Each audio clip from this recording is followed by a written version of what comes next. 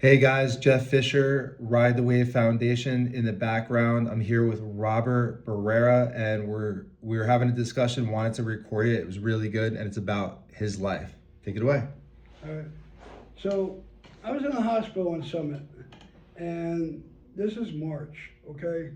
March 8th, I had a minor heart attack, and this was right after I got this, pacemaker in my chest. Now, instead of going back to Union County and Elizabeth, they sent me here to Market Street Mission. Now, after the days in Market Street expired and I had my 30 days or whatever time was up, over the past few months, May or whatever, I wound up being homeless on the street. Now, I tried every day to make ends meet, I tried, doing what I can out here, hustling, trying to panhandle whatever I could. One of the things that I didn't give into was I never gave up from trying to get off the street. Now, I applied for general assistance and SNAP benefits, which they actually approved them. However, because of the fact that I used up all my housing in Union County, they weren't able to give me any kind of housing, so I was still left stranded on the street. I slept down the train station. I slept at the bus stop near the train station. I slept up here. I slept down over here by the green, and one of the things that my main focus was how to get from outside to inside.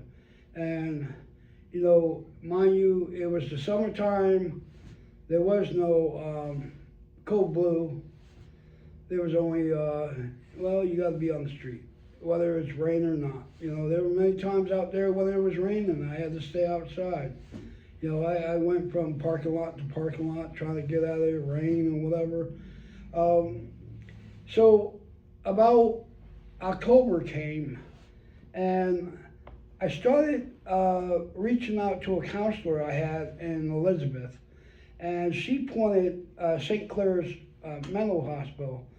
And I got on board with a mental health counselor and psychiatrist, which actually gave me a prescription for mental health drugs because I had anger issues, and they were trying to resolve my anger issues and trying to make me a better person. Now, I got the Med 1 form from Social Services in December, and I had my psychiatrist fill this form out. However, then on top of that, the Med 1 form was filled. The same day I turned the Med 1 form in the Social Services, they immediately placed me in a hotel. So I was off the street, and I have housing now till 2029, which is a good thing. Not only that, I also have Section 8, and I have general assistance, which actually got boosted up from 185 to where it is now, almost $300. Now, I also got food stamps, almost $300 as well. Now, the thing about it is I'm in a position where I'm no longer homeless. I take showers at night. I sleep in the bed. I have food on the table.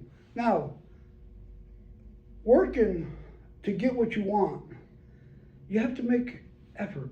You have to, never give up, never give in. And the one thing that I focused on while I was out here is I never took no for an answer.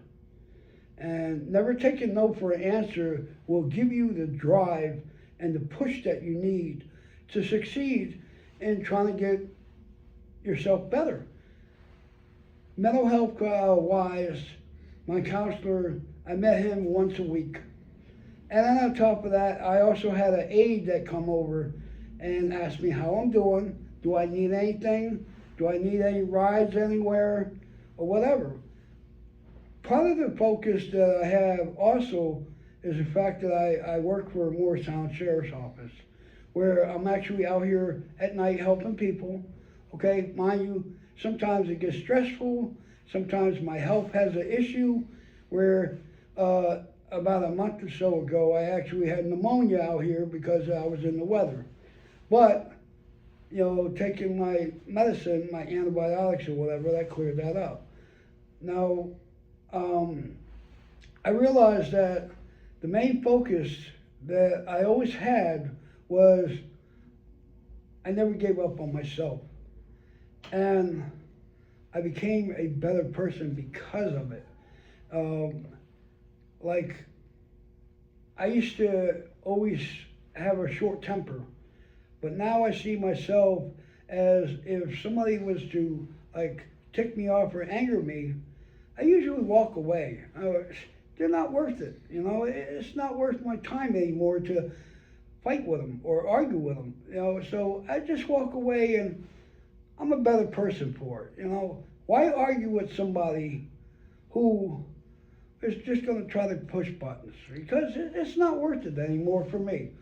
And how do you feel, Robert, that our relationship and just overall the foundation and the mentorship program has benefited that and got to a place where even just the one-on-one type style, has that been a benefit to you, to lead to a little bit of benefit on top of course, making sure you're getting the right hospitals, like doctors and medication, things like that? Me and Jeff have created sort of a friendship that's unlike anything because, you know, we might get on each other's nerves sometimes, you know. Never, yeah, right. Yeah, but, you know, Mm-hmm. I still got your back out there. Same here, man. I still stick up for you guys. And it's more of a mutual communication and friendship. Yeah, there's a respect, a loyalty. Yeah, I mean, trust. And trust, yeah. We built that, and, you know, I brought in a couple other people as well. You know, Eric. You know, he's going to be a real good asset, you know.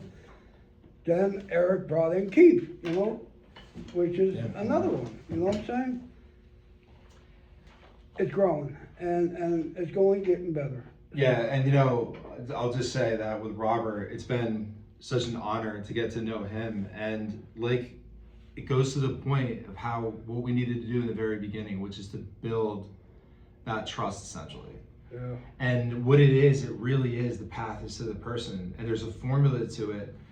Robert recently, as the director of community relations or management team, just came through in an amazing way with even deeper principles that could be utilized based off the 11 from ours. So you're gonna see us coming, guys.